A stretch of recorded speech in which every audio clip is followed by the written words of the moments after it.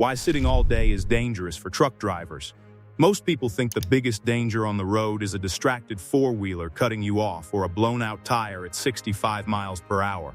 But for the millions of professionals behind the wheel, the most silent, persistent threat isn't outside the windshield. It's the seat itself. Research suggests that for every hour you spend sitting, you might be trading away 20 minutes of your life. For a long-haul driver, pulling an 11-hour shift, that math starts to look less like a career and more like a countdown.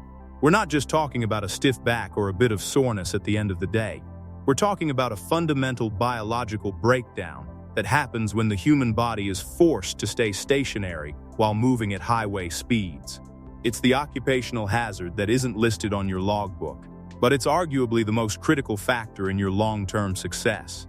If you're driving for a living, your seat is your office, your cockpit, and sometimes your living room. But the human body was never designed to be an L-shaped statue for 70 hours a week. While you're focusing on the road, your internal systems are effectively clocking out. Scientific studies now categorize prolonged sitting as a distinct health hazard, entirely separate from a lack of exercise. You could hit the gym for an hour on your home time, but it won't fully undo the cumulative damage of sitting for 10 hours straight today. In this video, we're going to look at the hard science of why sitting all day is dangerous for truck drivers, and more importantly, how you can reset the clock without missing your delivery window or breaking your rhythm. The anatomy of the seat. The moment you settle into your driver's seat and get into a cruising rhythm, your body enters a state that researchers call metabolic hibernation. Within just 30 minutes of continuous sitting, your metabolism drops by nearly 90%. The enzymes that are responsible for breaking down fat, specifically one called lipoprotein lipase, stop working almost entirely. Essentially, while you're burning diesel to move your rig, your body has effectively stopped burning fuel to move you. This creates a sludge effect in your bloodstream. Without movement, your blood sugar levels rise and your good cholesterol drops. But the danger isn't just chemical, it's mechanical. Think about your legs. When you walk or move, your calf muscles act like a second heart, pumping blood back up from your lower extremities against the force of gravity. When you sit for hours, that pump is turned off.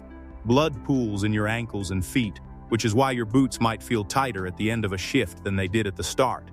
That swelling isn't just fluid, it's a warning sign. Stagnant blood is a prime breeding ground for deep vein thrombosis, or DVT. If a clot forms in your leg and travels to your lungs, it doesn't matter how perfect your driving record is, your career and your health are on the line. Then there's your spine. Truck seats are technological marvels, but they can't negate the physics of whole-body vibration. As you roll down the highway, your spine absorbs constant, high-frequency micro-impacts. When you sit, your pelvis rotates backward, flattening the natural curve of your lower back.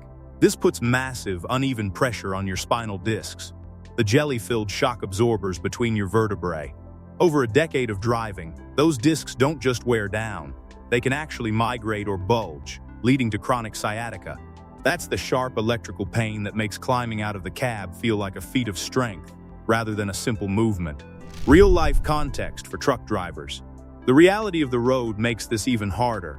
You're under the pressure of the L, racing against a clock that doesn't care about your circulation. You pull into a crowded truck stop at 1 a.m., exhausted, and the last thing you want to do is run laps around the parking lot.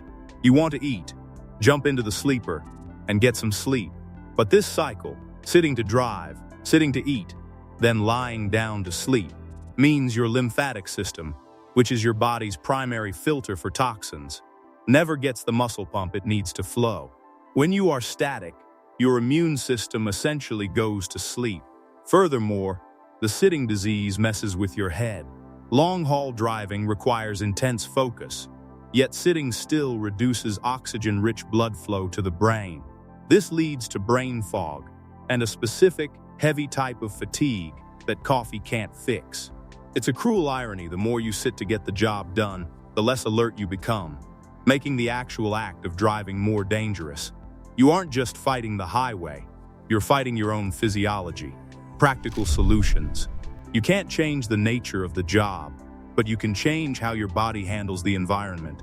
You don't need a gym, you need interruption. Science shows that the damage of sitting isn't strictly cumulative. It's about the duration of the continuous block. If you break up the sitting, you reset the physiological clock. The 3-minute reset. Every single time you stop, for fuel, a scale check, or a bathroom break, you must move. But don't just walk to the store and back. Do 10 air squats or simple calf raises against your tire. This wakes up those fat-burning enzymes and kicks your second heart back into gear. It takes less than 180 seconds, but it restarts your metabolic engine. Cockpit ergonomics. Most drivers sit too far back, reaching for the pedals, which rounds the spine into a C shape. Pull your seat in so your knees are slightly higher than your hips, and use a small, dedicated lumbar roll. This forces your spine into its natural S shape, taking the pressure off those critical discs. The hydration hack. It's tempting to limit water so you don't have to stop. Don't. Dehydration makes your blood thicker and more likely to clot. Drink the water. Those forced bathroom breaks are actually a built-in safety mechanism for your heart and your back. In seat isometrics, while you're cruising on the interstate, squeeze your glutes for 10 seconds and release. Do the same with your core.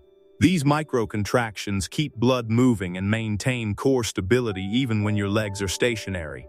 It's a stealthy way to keep the engine running while you're in motion. The trucking industry is the backbone of the global economy, but that backbone is taking a literal beating. Sitting all day is a requirement of the job, but letting it destroy your health doesn't have to be.